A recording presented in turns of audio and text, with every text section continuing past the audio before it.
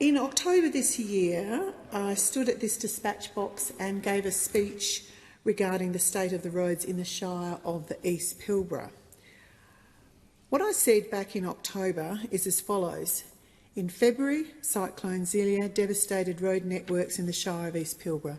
For 8 months, the Shire has worked incredibly hard and negotiated in good faith to secure funding to fix the roads, with $26 million required to rebuild 10 damaged roads, including vital access routes to the Western Desert communities, including the community of Punmu.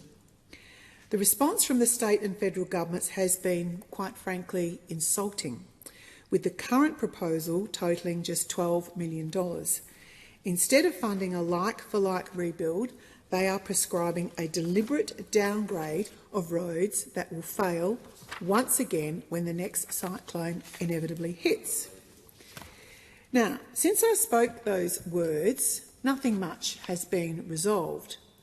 Nothing has been resolved to overcome the issue of how we're going to finance the repair of the roads in the Shire of East Pilbara. So I call on the Minister for Emergency Management to work harder to solve this issue for the people who call the Shire of East Pilbara home. The reality is that the emergency relief system that requires councils to fix the roads impacted by natural disasters and then seek reimbursement is no longer sustainable. Now, as we head into cyclone and bushfire season, it is high time that we had a total rethink, a total redesign of how we deal with damage caused to key infrastructure caused by natural disasters. Now, I don't want you to take my word for it, Mr. Speaker, because I have got some wonderful correspondence from a lady called Edith Costello.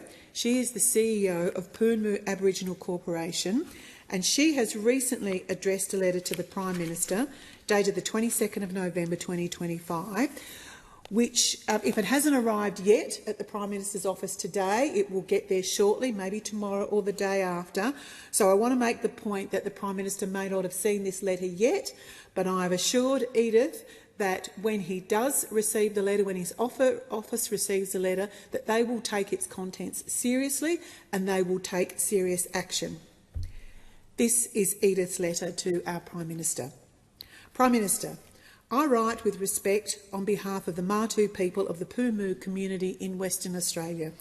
I have voted Labor my entire life, and my family has supported your party for generations.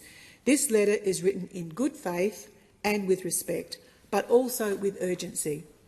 We are not asking for special treatment, we are asking to be heard. I understand that the full reality of life in very remote communities may not always reach out, and I write so you can hear it directly. Punmu is a remote Aboriginal community carrying heavy responsibility with limited resources.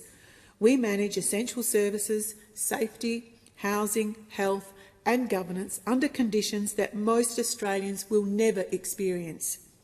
We are doing everything we can, but we cannot do this alone. Punmu is a strong, self-reliant community. We operate 3 successful community-owned and community-run businesses. We have a 0 crime rate, not because of neglect, but because of strength, leadership and self-discipline. Our children attend and are supported by our local community school. At the same time, many families are living in extremely difficult conditions. Most homes are no longer safe to live in and have been deemed irreparable, yet up to 15 people are living in these houses. Matu families, they rarely complain.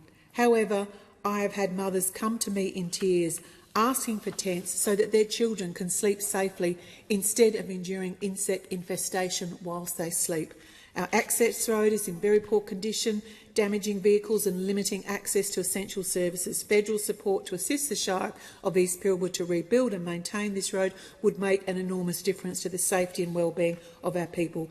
My family and I have supported your party our entire lives.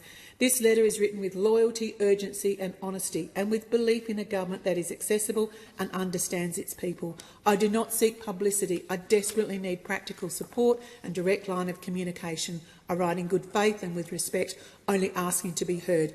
I would be grateful for the opportunity to speak with you personally or communicate directly via email. Kind regards, Edith Costello.